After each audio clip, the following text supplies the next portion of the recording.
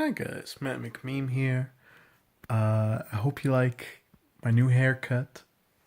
It was my idea to shave off the stash because I thought it would look really funny, and I'm very satisfied because it does look very funny. So, um, the title of this video, it's very striking. I realize, especially for those of you who came from Batco, who might also be in, or Batco himself, my boy. If you're watching this video, I'm sorry. um, but no, this isn't any kind of big, like, I received some kind of huge piece of information that's like, whoa, anarchism debunked, and I didn't know. This is not anything nearly so dramatic, or even so sectarian as it might sound. And the only reason I even decided to make this video is because, I received this big, thoughtful, informative comment on one of my older videos. And in the middle of that comment, the guy said, I disagree with your anarchist stuff and whatever. And he, goes on in the comment. And I'm like, oh yeah, my audience. They don't know that I'm not an anarchist anymore. They don't know where I'm kind of currently at in my whole political thing. So I figured I'd make a video to kind of let you guys know where I'm at. And where I'm at is basically, I guess I would consider myself a non-sectarian socialist. Not even a non-sectarian Marxist, because, there's some people that are, they're not down with the Marx. At least not enough to identify as Marxists in some way. So, just that extra bit of centrism, just everybody, they're probably all right. It's the opposite of radical centrism, kind of, because I'm not like everyone's wrong except for me. It's everyone's right except for me, because I don't know anything. And honestly, I really only took to anarchism in the first place is because it was really the form of communism that I had the most exposure to for a very long time. It just so happened that the YouTubers, the communist YouTubers that I came across, were anarchists. Bad Mouse being one of the big ones, Batco. I think Batco honestly probably kicked the whole thing off just because I found them through political compass memes on Facebook. Um, and yeah, from there I would kind of find, and still do honestly find, new communist channels just looking through their featured channels and stuff, and looking through those other people's videos. So I kind of formed this natural echo chamber around myself of these other anarchist YouTubers, and kind of absorbing and internalizing the stuff that they said without really having any kind of basis or knowledge in other forms of communism. And basically, the onus for this change is that I have been learning more about other kinds of communism, specifically Marxism, Leninism, and Marxism, Leninism, Maoism. Through some YouTuber boys as well, because read theory. You must be talking crazy, because you know you're not talking to Matt McMean if you're talking to me about reading theory. Okay. um, yeah, I watched like Finn Bowl, his explanation of stuff. Black Red Guard, a lot of his explanations on the Maoism stuff.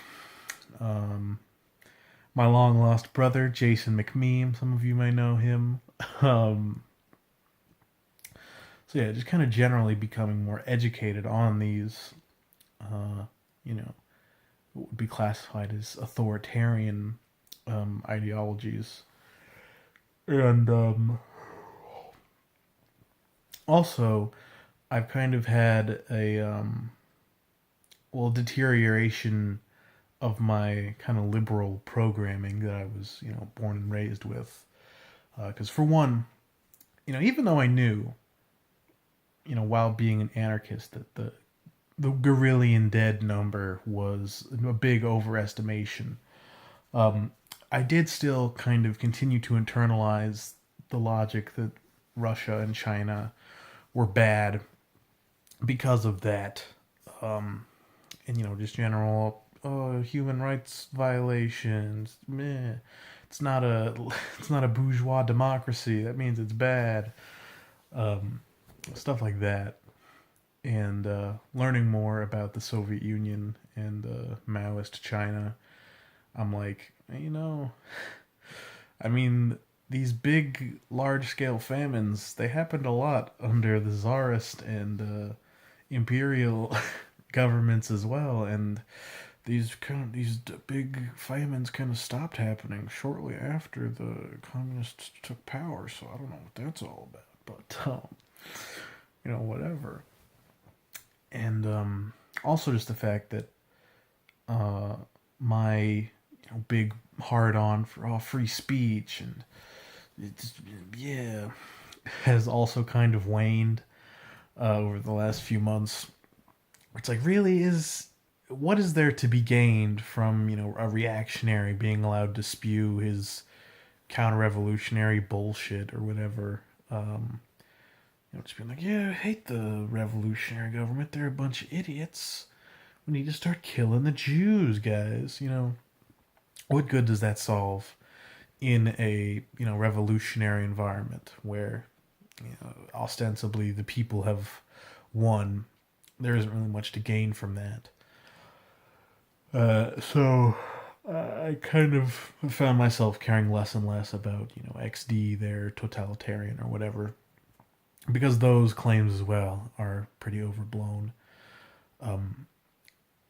But yeah, I have not been really presented any evidence that I'm satisfied with that either side is wrong, and I've been presented with plenty of evidence that I agree with, that both sides are right. So that's why I am where I am, why I don't pick a side, because the anarchist side is just pretty much authoritarian, mean and stuff, and the authoritarian side is like, it's not realistic, it's not gonna happen, all the tried anarchist states are bad and stuff. Or some people will go so far as to say that like they're bad and evil, and some will just say that they're not super viable. But yeah, neither of those are super satisfactory to me. And I'm sure there are tons of big, in-depth, super technical ponages of both sides. Given by like fucking actual intellectuals. But they talk too smart for me. They have, they base much more what they're saying in complicated theory that, like I said, is your get that away from me. So, I'm probably, so I just decided to become a radical centrist. And that's basically where I am. So, pretty much say anything to me and I'll say you're right, basically.